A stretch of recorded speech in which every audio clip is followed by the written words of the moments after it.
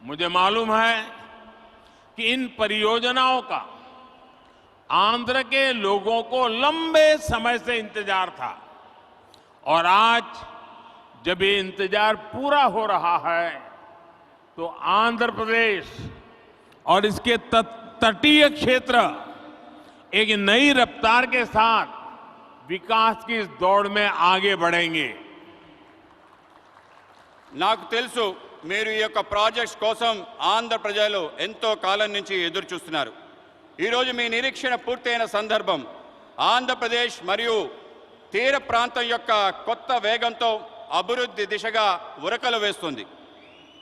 साथियों, आज पूरी दुनिया संघर्ष के नए दौर से गुजर रही है। कुछ देशों में जरूरी सामानों की किल्लत है तो कुछ देश ऊर्जा संकट से जूझ रहे हैं।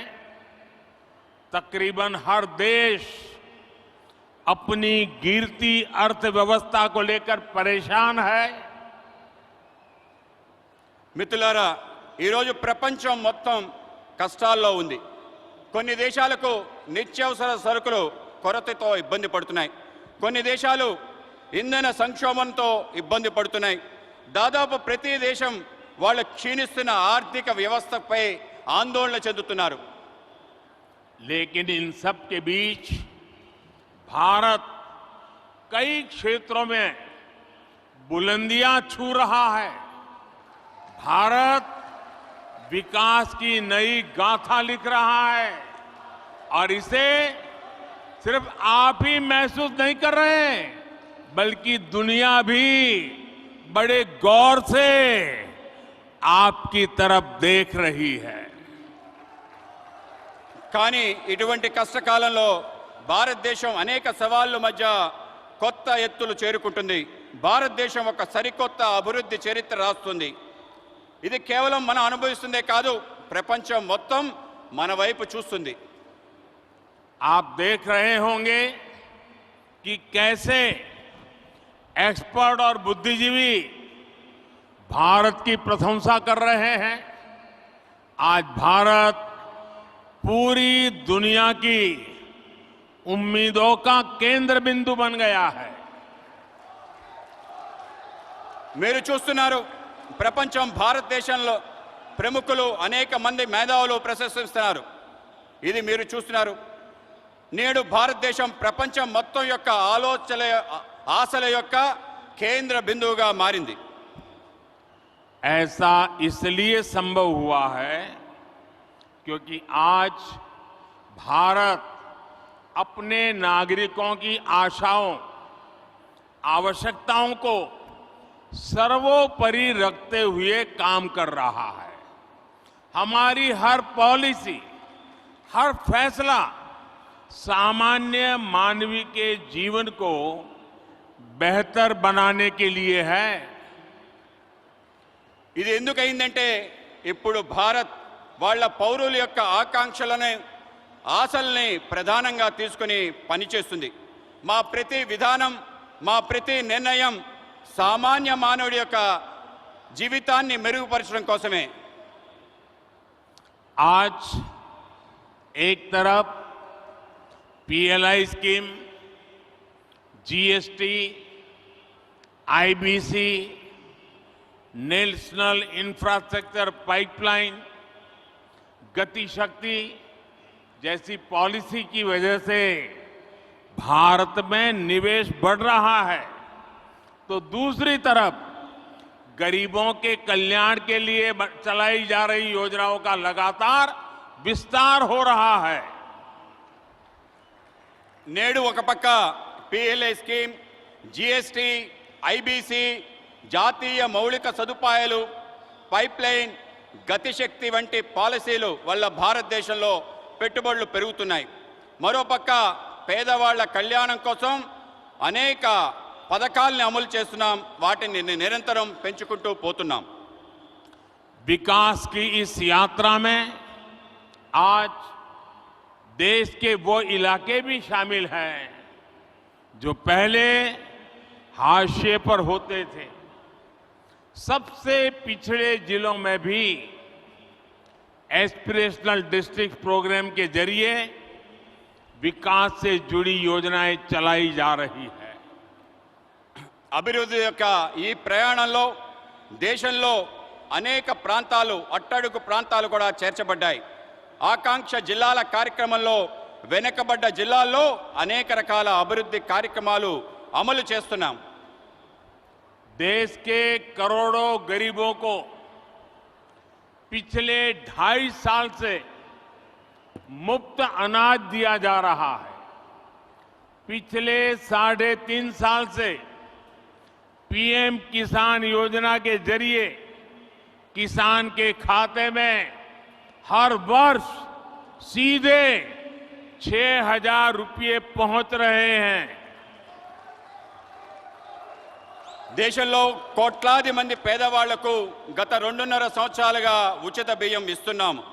గత 3.5 సంవత్సరాల నుండి ప్రధానమంత్రి కిసాన్ సమ్మాన్ నిధి ద్వారా రైతుల ఖాతాల్లో నేరుగా 6,000 రూపాయలు చేరుతుంది. इसी तरह सनराइज सेक्टर से जुड़ी हमारी पॉलिसी की वजह से युवाओं के लिए नए अवसर बन रहे हैं.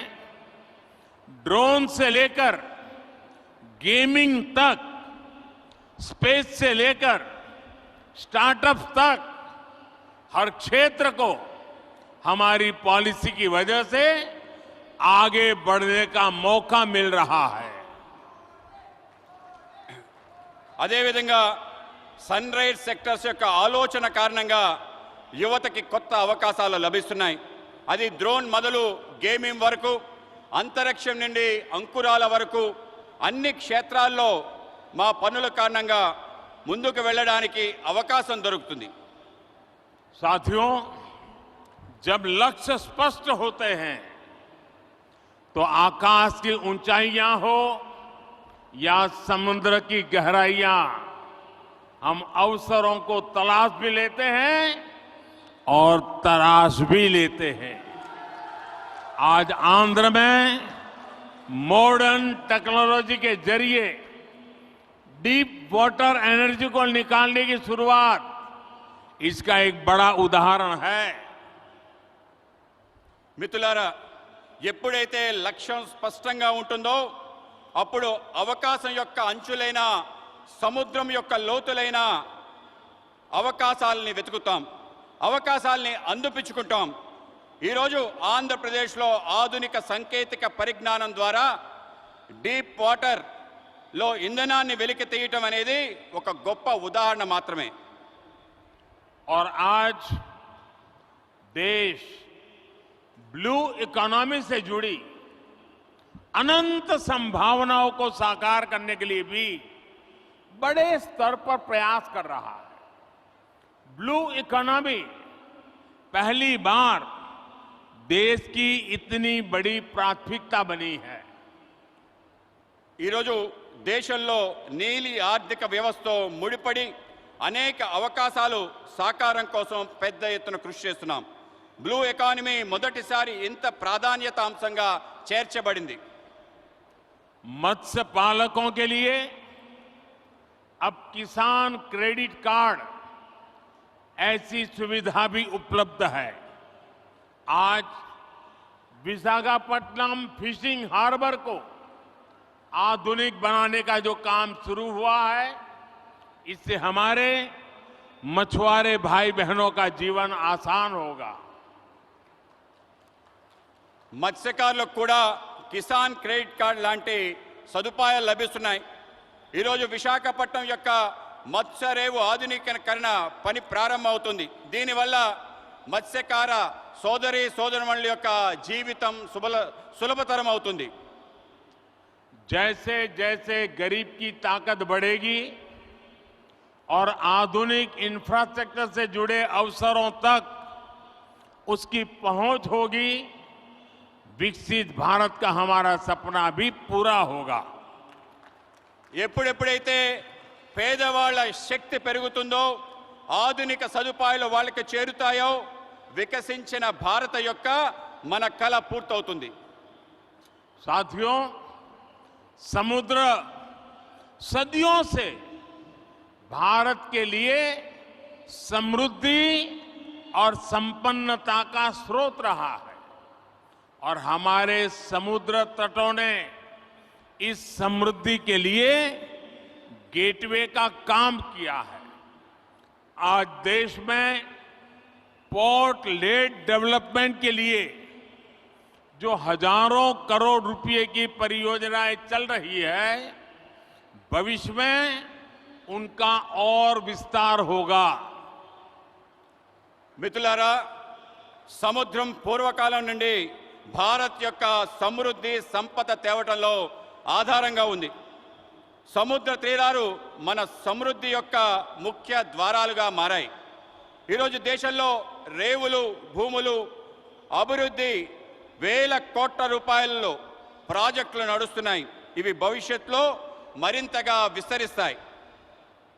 विकास की इस समग्र सोच को आज 21वीं सदी का भारत धरातल पर उतार रहा है। मुझे विश्वास है आंध्र प्रदेश देश के विकास के इस अभियान में इसी तरह बड़ी भूमिका निभाता रहेगा। అభివృద్ధి కోసం ఇటువంటి సమగ్రమైన ఆలోచన 21వ శతాబ్ది యొక్క భారతదేశం వాస్తవ రూపంలో అవతరిస్తుంది, వాస్తవ రూపంలో తీసుకొస్తుంది. నాకు విశ్వాసం ఉంది ఆంధ్రప్రదేశ్ దేశం యొక్క వికాసంలో పెద్ద భూమిక ప్రదర్శించబోతుంది. इसी संकल्प के साथ आप सभी का एक बार फिर बहुत बहुत धन्यवाद। ఇటువంటి సంకల్పంతో మీ అందరికీ మరోసారి హృదయపూర్వక ధన్యవాదాలు. मेरे साथ दोनों हाथ ऊपर करके पूरी ताकत से बोलिए, भारत माता की జై, भारत माता की జై, भारत माता की జై. बहुत बहुत धन्यवाद।